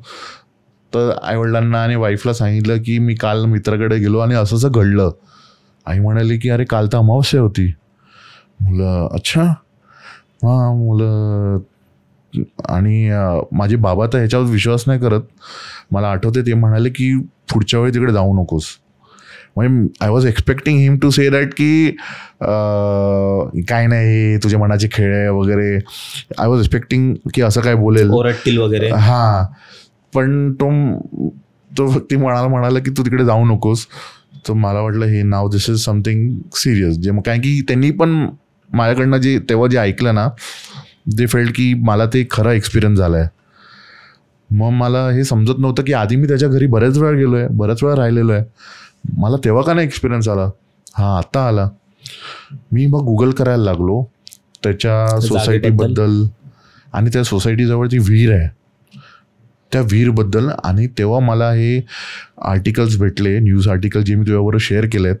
त्या न्यूज आर्टिकलमध्ये दिलं की 2018मध्ये त्या विहिरीकडे पूजा करायला हे नॉर्थ इंडियन्स बायका गेलेल्या, पुरुष आणि बायका वगैरे तिकडे ते पूजा करायला गेले आणि तिकडे स्लॅब कोसळली आणि 25 लोक त्या विहिरीत पडले. 25 लोक पडले आणि त्यात बरेच लोकांनी उडी मारून जीव वाचवला, लोकांचा जीव वाचवला. पण दुर्दैवाने तरीही त्यात 2 लेडीज आणि 1 लहान मूल त्यांनी जीव गमावला. आणि हे मी आर्टिकल वाचलं आणि मला शॉकच बसला. हे तर मला माहितीच नाही की हे कधी घडलं वगैरे. मी त्या मित्राला फोन केला, त्याला सांगितलं की अरे बाबा रात्री मला असं दिसलं वगैरे. तर तुला काय असं काय एक्सपिरियन्स झालं? बोललं की मला कधी असं काय एक्सपिरियन्स झाला नाही. मी त्याला म्हणालो की तू बाबा तिकडे पूजा वगैरे करून घे. आणि त्याला मी सांगितलं मी हे न्यूज आर्टिकल सांगितलं, तू कधी सांगितलंच नाही मला की तुझ्याकडे हे असं सगळं घडलेलं आहे. तो मला म्हणाला की अरे अभय मी तुला हे सगळं जर आर्टिकल्स सांगितले, दाखवले असं घडलं आहे, तुम्ही आला असतात का माझ्या घरी राहायला? नाही आलं असतात. मित्र म्हणून तुम्हाला बोलवतो मज्जा करून, माझ्याकडे कोणच नाही आलं. मी कसं काय सांगू की माझ्याकडे हे सगळे आहे, मग तू आला असतास का? बोललं नाही. तर हे भयानक. पण हे तिकडे कोणालाच एक्सपिरियन्स नाही झाला. म्हणजे मित्राचे कोण दुसरे फ्रेंड्स पण आले ना वगैरे, त्यांना एकाला भास झालाय, मला माहिती आहे. त्याचा एक भाऊ आहे, त्याला भास झाला पण दिसलं नाही आहे. तर त्याने बरेच त्याच्या फ्रेंड्स वगैरेंना विचारलं की कोणाला असं दिसलं की, तो म्हणतो कोणालाच नाही, तुलाच फक्त दिसलंय ते. पण जे दिसलंय मला ते खरं दिसलंय. आणि मला खरंच माहीत नव्हतं की तिकडे अशी दुर्दैव घटना घडली. तर हा एक भयानक एक्सपिरियन्स होता विलेपार्ले ईस्टमध्ये. बापरे. त्याच्यात ना भरपूर अशा जागा असतात जे आपल्याला खूप नॉर्मल वाटतात, पण त्यांच्यात असेच काहीतरी रहस्य दडलेले असतात, लपलेले असतात, जे नंतर आपल्याला असा अनुभव घेतल्यावरच समजतं. कारण स्पेशली मी ऐकलं आहे ना की जे जे विहीर वगैरे तसे जागे असतात तिथे काही ना काहीतरी असतं. म्हणजे जे पाण्याचे ठिकाण असतात ना, नदी, समुद्र, तिकडे ते खूप पॉवरफुल पण असतात. कारण तिकडे समज कोण असेल, पिशाच असेल किंवा कोण भूत असेल, तो जर कोणत्या व्यक्तीच्या मागे लागलाय किंवा त्याला झपाटलंय, तर हे जे वॉटर बॉडीज असतात, जे पाणी जे विहीर, नदी, इकडे त्यांना घेऊन जाणं खूप सोपं असतं. म्हणजे पाण्यात ओढून घ्या, जीव जातो. तिकडे खूप जास्त ॲक्टिव्ह असतात, ते खूप जास्त ॲक्टिव्ह असतात. आणि जसं मी म्हणालो की त्या प्रेत जुनीमध्ये गेलं तर तो कॉन्टॅक्ट करायला जातो की तिकडनं त्याची सुटका करण्यासाठी.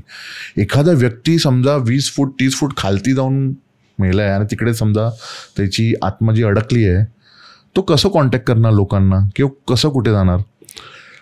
लेट्स एझ्युम की एखादा कुठे अकस्मात मृत्यू झाली, त्या एरियामध्ये तो अडकलाय, एक स्पेसिफिक एरियामध्ये अडकलाय आणि ती विहीर आहे किंवा ती नदी आहे किंवा दुसरं काय आहे जी खोल आहे, जिथे माणसं जात नाही खालती, साधारणपणे जात नाही, पाणी फक्त काढतात, तर तिकडे कसं तो कॉन्टॅक्ट करणार. म्हणून आपण ऐकतो की कुठे कोकणामध्ये काय विहीर आहे, तिकडे थोडं डेंजर आहे, तिकडे जाऊ नका म्हणतात वगैरे. तर तेच आहे की ते समहाव फिगर आउट करतात की कॉन्टॅक्ट करायचं किंवा घाबरवायने मग काय होणार की अचंब पाणी भेटणार नाही, लोक जाणार नाही पाणी काढायला. मग काहीतरी तिकडे कोण पुजाऱ्याला बोलवेल आणि त्याचं निवारण करेल, त्याची सुटका करेल. मला तर असंच वाटतं, माझ्या एक्सपिरियन्स हेच आहे की ते लोक त्यासाठीच हे सगळं थोडंफार बरोबर त्रास देतात, जेणेकरता त्याच्यातनं त्यांची सुटका होईल. कोणाला कुठे एकटं राहायला आवडेल, बरोबर सांग, कोणाला कुठेही एकटं राहायला आवडत नाही. अगदी बरोबर. आणि एखादा कोण माणूस कुठे अडकलाय, तो त्याला तर पाहिजे असेल की तो तिकडनं निघावं, की त्या स्थितीमध्ये कसं काय पोचलाय, कोण बोलायला नाही, काय नाही. जसं सेन्सेस सगळं असतं. म्हणजे तुम्हाला खायची इच्छा असते, पियायची असते, पण तुम्ही करू नाही शकत, शरीर नाही, काहीच नाही करू शकत, तुमची कुठच्याही इच्छा पूर्ण नाही होत. त्यामुळे आपल्याला हे पण ऐकायला भेटतो की कोण कोणाला झपाटलंय, कोण कोणाला पकडलंय. So that is another reason की त्याच्यात माध्यमातनं ते सांगतात की बाबा मला माझ्या ह्याच्यातनं सुटका कर. मी अजून एक मला विचारायचं आहे तुला की तू एक आपल्या इकडे मुंबईतल्या एका मंदिराबद्दलही बोलत होतास, तिकडे तुझ्यावर काय अनुभव झालेला, तर ते काय होतं? हो, मी लहानपणापासूनच इस्कॉन हरे राम हरे कृष्णा मंदिराशी म्हणजे जुळलेलो आहे, त्यांना फॉलो करतो, आई वडील फॉलो करतात. तर कॉलेज टायमाला त्यांचा एक यूथ फोरम म्हणून आहे आणि हर मंदिरात यूथ फोरम आहे आणि ते खूप प्रोग्रॅम्स वगैरे करतात यूथसाठी आणि स्पिरिच्युअल नॉलेज वगैरे देतात आणि भजन कीर्तन वगैरे असतो. तर त्यात मी जुळलेलो होतो आणि कॉलेज टायमाला मी जायचो. तर तिकडे त्यांनी एक प्रोव्हिजन केलेलं की ज्या लोकांना सकाळची आरती व्हायची 4ची, ज्याला आपण काकड आरती पण बोलतो, मंगल आरती, ती कोणाला अटेंड करायची असेल तर तुम्ही तिकडे राहा आणि सकाळी अटेंड करा. त्यानंतर 7ची आरती असते, प्रोग्राम असतो, लेक्चर असतात, तुम्हाला प्रसाद भेटतो, जेवण भेटतो, सगळं देतात. तर हे सगळं ते यूथसाठी त्यांनी सुरू केलेलं. तर बरेच लोक होते जे लांब राहायचे, ठाण्याला, बदलापूर वगैरे. तर सकाळची 4 वाजता आरती घेण्यासाठी त्यांना किती असं उठायला लागायचं, ट्रेन वगैरे बंद. त्यामुळे त्यांनी प्रोव्हिजन केलं की तुम्ही इकडेच राहा.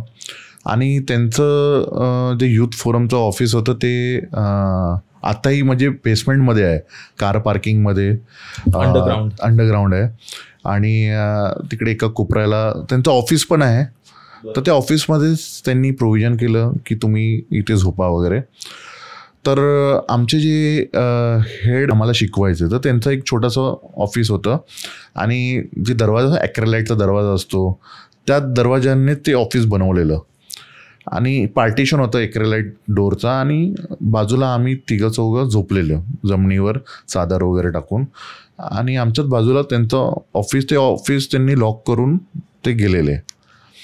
आणि आम्ही रात्री झोपलो आहे आणि 3 वाजले. तर साधारण आम्ही 3 वाजता उठायचो आणि आंघोळीला जायचो, आंघोळ वगैरे करून कपडे घालून मग आम्ही चहाच्या आरतीला जायचो.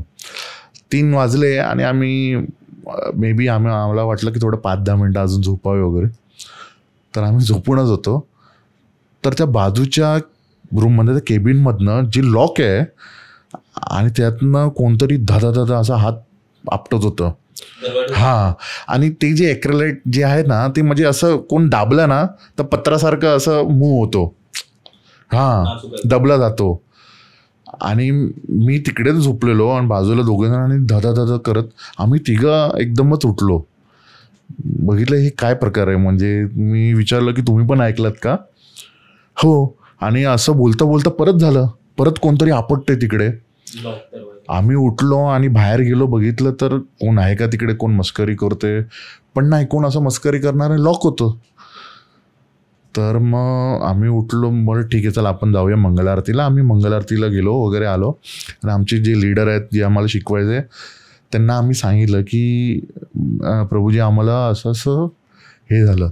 तर त्यांनी आम्हाला सांगितलं की घाबरू नका, काही एक ब्रह्मचारी होते ते त्यांचा अकस्मात मृत्यू झालं, त्यामुळे तो पण तो चांगला आहे, तो असं वाईट नाही आहे, तो कोणाला वाईट नाही करत. तर तो काय करतो की कोण जास्त झोपला तर मंगल आरतीला जायला आळसपणा करतोय त्यांना उठवतो, त्यांना काही करून उठवतो, किंवा कोण काय मस्ती करतोय हे करतोय तर त्याला काहीतरी असं भास देतो की चुकीचं काम करू नको इकडे या मंदिराच्या परिसरामध्ये, असं तो झालेला आहे. तर असं बोलू शकतो. पण आम्हाला ते सांगितलं की तो आता त्या प्रेत योनीमध्ये आहे, कारण की त्याचा जीव जसं मी म्हटलं की जे लाईफ स्पॅन ठरलेलं त्याच्या आधी त्याचं झालं आहे, त्यामुळे तो त्या योनीमध्ये अडकला आहे. आणि पण तो बरेच लोकांना तिकडे माहीत आहे, बरेच जिथे राहतात ब्रह्मचारी त्यांना हे भास झालेलं आहे. आणि त्यांनी आम्हाला बरेच त्याबद्दल त्यांची गोष्ट सांगितलेली की असं भास झाला किंवा असं त्यांना उठवलं, किंवा कोण चेअरवर झोपलं आहे आणि वेळ झाली आहे की त्याला सेवा करायला जायचं आहे वगैरे, तर ती चेअर धक्कलणार, त्याला उठवणार. तर त्यांनाही तिकडे राहणारे त्यांना माहिती आहे की तो त्रास नाही देत आहे, तो त्यांना मदत करतोय.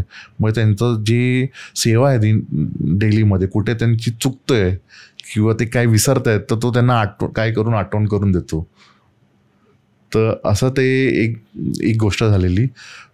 नंतर एकदा असंच झालेलं की तिकडे मी एक असेच आमचे प्रभूजी होते ते राहतात आणि त्यांच्या ऑफिसमध्ये मी गेलो, रात्र झालेली आणि बोलता बोलता जोक झाले आणि आम्ही हसता हसता बाहेर आलो. मी खूप हसत होतो, मला आठवते खूप हसता हसता मी बाहेर आलो आणि तोही प्रभूजी पण हसत होते. आणि मग म्हटलं मी आता निघतो. मी बेसमेंटला गेलो, तिकडे बाईक लावलेली आणि बाईक मी एकटाच होतो, मी लाईट वगैरे होते, ट्यूबलाईट वगैरे होते. असं मला वाटलं कोणतरी जोरात पळत आलं माझ्या पाठी, जोरात पळत आले आणि मला कन्फर्म होतं कोणतरी मित्र वगैरे असेल किंवा पाठी ओढून पाहायला तो कोण नाही. आणि मला तेव्हा लगेच त्याच व्यक्तीचं मला आठवण आलं की हाच तो ब्रह्मचारी असणार, ते मला पाहिलं असेल, मी खूप थट्टा मस्करी आणि हसतोय आणि जे करू नये म्हणजे, आणि ते माझ्याकडनं झालं वगैरे, चला त्याने पाहिलं असणार म्हणून त्याने मला असं जोरात पळत येऊन त्याने मला घाबरवलं की आता भरपूर झालं तुझं हसणं वगैरे, आता जा घरी जा. आणि तिकडनं मी मग देवाचं नाव घेत घेत बाईक काढली आणि पळ काढली तिकडनं. बापरे. तर हा पण असं एक एक्सपिरियन्स आहे जिथे असं काय हानी नाही केली त्याने.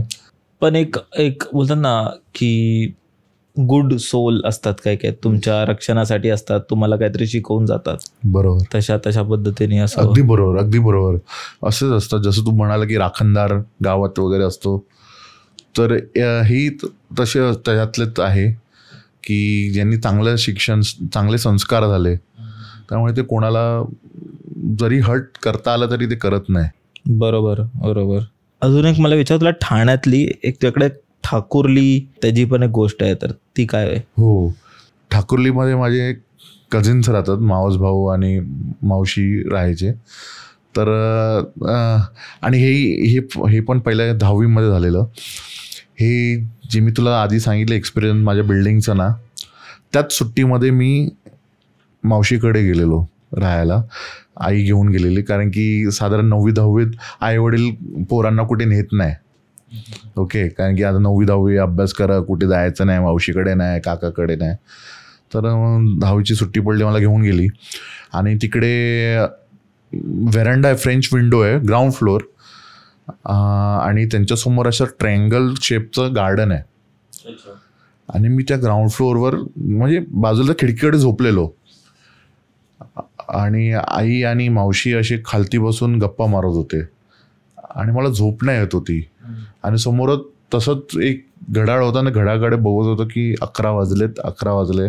मला झोप येते. आणि डोळे उघडल्यावर पाहिलं की 2 वाजले अचानक, आणि कोणतरी माझा गळा पकडलाय, आणि गळा दाबतोय जोरात. मला दिसत नाही, माझे हात पाय थंड पडले, मला गळा दाबतोय. आणि मी कसं काही करून मुंडी लेफ्टला फिरवली, तर आई आणि मावशी गप्पा मारतायत, आणि मी आवाज देतोय तर आवाज जात नाहीये. आणि त्यातही तो मला पकडून वरती खेचायचा प्रयत्न करत होता. म्हणजे माझ्या अंग पूर्ण असं यू शेप पर्यंत आलेला, असं फुल उचलत होतं मला माहित नाही त्याला कुठे न्यायचं होतं, पण मला तो फुल असं खेचत होता, गळ्याने पूर्ण असं खेचत होता. आणि कुठेतरी आईचं लक्ष गेलं, आणि तिने पाहिलं, आणि तिने असं म्हटलं, काय रे, काय करतोयस? आणि तेवढंच मी आपटलो खालती, मला उचललेलं आपटलं, आणि माझी श्वास आला, आणि मी म्हणालो की तू पाहिलंच नाही का माझ्यावर, की मी किती तुला आवाज देते, तुला ऐकायला नाही येत आहे, आणि मला कोणतरी खेचतोय वरती. मला का असं कोण दिसलं नाही खेचताना, हा, पण तू असं वरवर जात होतं, मला ते जाणवलं, म्हणून मी तुला हाक मारले की काय रे, काय करतोयस? तर तो एक भयानक एक्सपिरियन्स आलेला. तर त्यानंतर मग आम्ही गेलो, घरी वगैरे गेलो, आणि 12वी आली. 12वीत परत कुठे नाही जाणं वगैरे. 12वीच्या परत वेकेशनमध्ये आई म्हणाली की चल मावशीकडे ठाकुर्लीला. तर यावेळी परत मी ठाकुर्लीला गेलो, आणि 3 भावंड आहे, मावस भाऊ. तर दुसऱ्याने दुसरीकडे फ्लॅट घेतलेला. तर तो म्हणाला की तू एक काम कर, तू माझ्या घरी चल राहायला. तर मी खुश झालो, कारण की आधी 10वीत मला तो वाईट एक्सपिरियन्स आलेला तिकडे. मी म्हटलं बरं झालं, ह्याच्याकडे जातो मी आता राहायला. मी आईला सांगितलं मी दादाकडे जातो राहायला. मी त्याच्यावर गेलो राहायला. त्या घरात तो एकटा होता, आम्ही झोपलेलो, आणि त्याने सांगितलं की तू बेडवर झोप, आणि खिडकी होती, आणि अशीच टाईपची खिडकी होती, सेम टाईपची खिडकी जी आरपार दिसत नाही, पण असं कोण आलं वगैरे तर वाटेल की कोणतरी आहे. ती खिडकी अचानक लाल लाल व्हायला लागली. असं बल्ब, मला असं वाटलं की बल्ब आहे, आणि बल्ब असं ग्लो होतोय, आणि एव्हरी टाईम तो जास्त ग्लो होतोय आधीपेक्षा. आणि एवढं म्हणजे ग्लो होत होत तो पूर्ण रक्त झालं ती खिडकं. एकदम विचित्र झालेलं. मी घाबरून मी खालती आलो, म्हणजे जमिनीवर आलो. दादा जमिनीवर झोपलेला, मी त्याच्या बाजूला झोपलो. म्हटलं हे विचित्र आहे. कशी झोप आली मला. सकाळी उठलं, त्याने विचारलं काय रे तू खालती का आला झोपायला? म्हटलं काय नाही असंच. मग मी ती खिडकी उघडली पहिलं बघायला की काय आहे नक्की तो बल्बच असणार की अशी टाकी आहे, पंप हाऊस आहे, त्याला असा बल्ब असतो. तर काहीच नाही.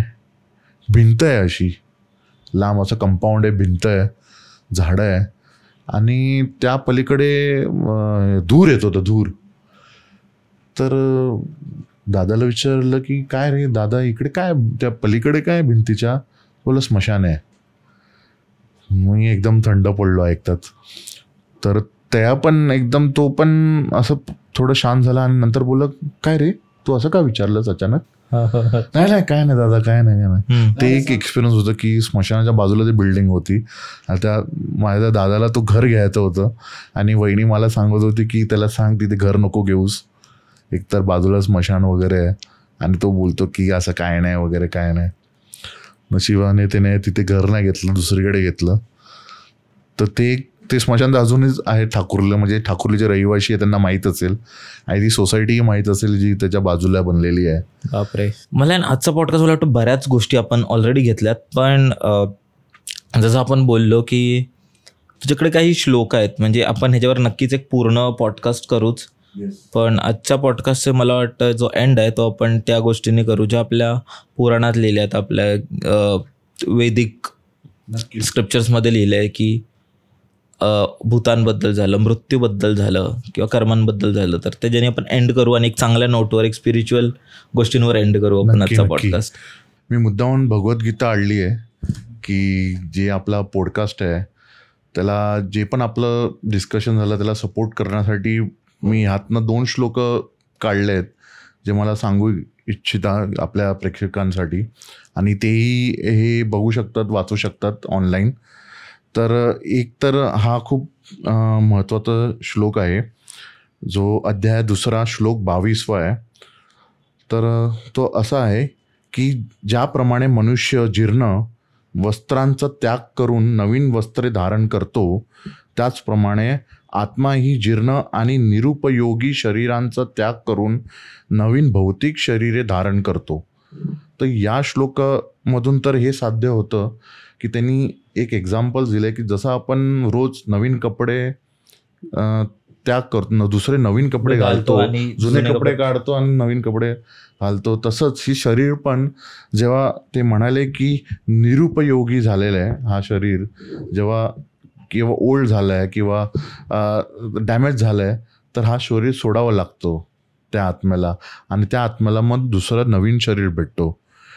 आणि पुढेच 8वा अध्याय 6व्या श्लोकामध्ये असं लिहिलेलं आहे की कृष्ण अर्जुनाला बोलतात, हे कोणतेय आपल्या देहाचा त्याग करीत असताना, म्हणजे आधीच्या श्लोकामध्ये चला शरीर सुटलंय, तुमचं जुनं झालंय किंवा डॅमेज झालंय, ॲक्सिडेंट झालंय किंवा तुम्ही आत्महत्या केली आहे, शरीर सुटतंय तर तुम्हाला नवीन शरीर भेटणार. पण या श्लोकामध्ये आता हे कृष्ण म्हणतोय की आपल्याला देहाचा त्याग करीत असताना मनुष्य ज्या ज्या भावाचे स्मरण करतो, म्हणजे त्याग करताना तुमच्या मनात जे भाव आहे, त्या स्थितीमध्ये जे भाव आहे, जी स्थिती आहे, त्या स्थितीचा जो पण भाव तुमच्या मनात आहे त्या भावाचा तो निसंदेह प्राप्ती करतो. म्हणजे त्या भावाप्रमाणेच तो त्या शरीराचं किंवा शरीर त्याला ते भेटतो.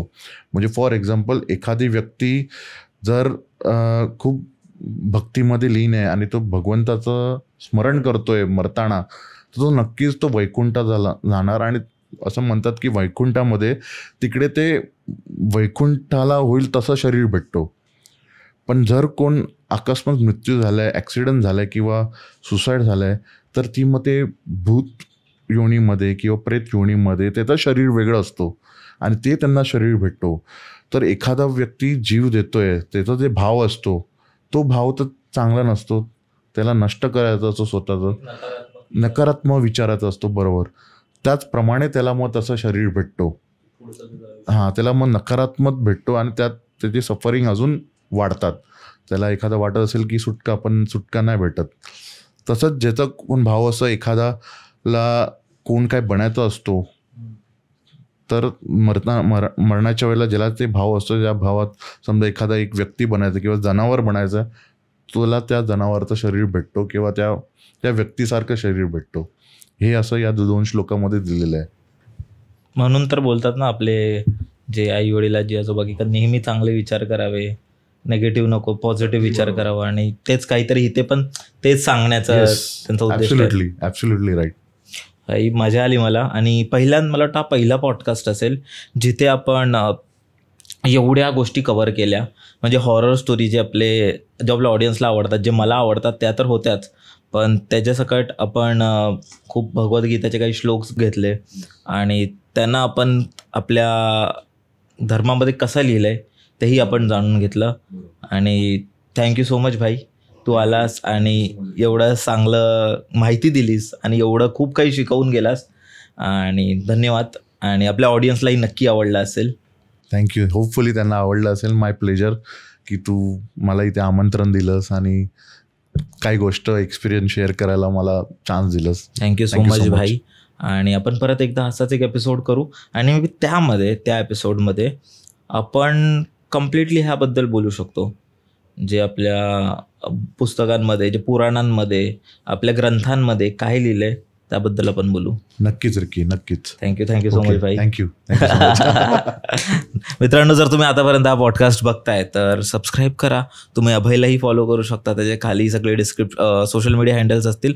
आणि जर तुम्हालाही आपल्या पॉडकास्टवर यायचं असेल तर डिस्क्रिप्शनमधल्या पहिल्या लाईनमध्ये गुगल फॉर्मचे लिंक असेल, त्यावर तुम्ही क्लिक करू शकता, तुमची माहिती भरू शकता, तुमच्या गोष्टी भरू शकता. आणि जर त्या गोष्टी एकदम भारी असतील, भन्नाट असतील, तर नक्कीच आपण एक सोबत पॉडकास्ट करू. आणि स्पॉटिफायवरही आहे का, काळजी घ्या आणि बघत राहा. नवीन एपिसोड्स येत आहेत, खूप काय येतात. आणि जर तुमचंही काही सजेशन असेल की आपण कोणत्या अजून विषयांवर घेतलं असेल, कोणतं काही असेल, किंवा तुम्हालाही असं कोणतं श्लोक माहिती असेल जे तुम्हाला सांगायचं असेल, तर कमेंटमध्ये सांगा. काळजी घ्या. आपण भेटू परत एकदा अशाच एका एपिसोडमध्ये. बाय.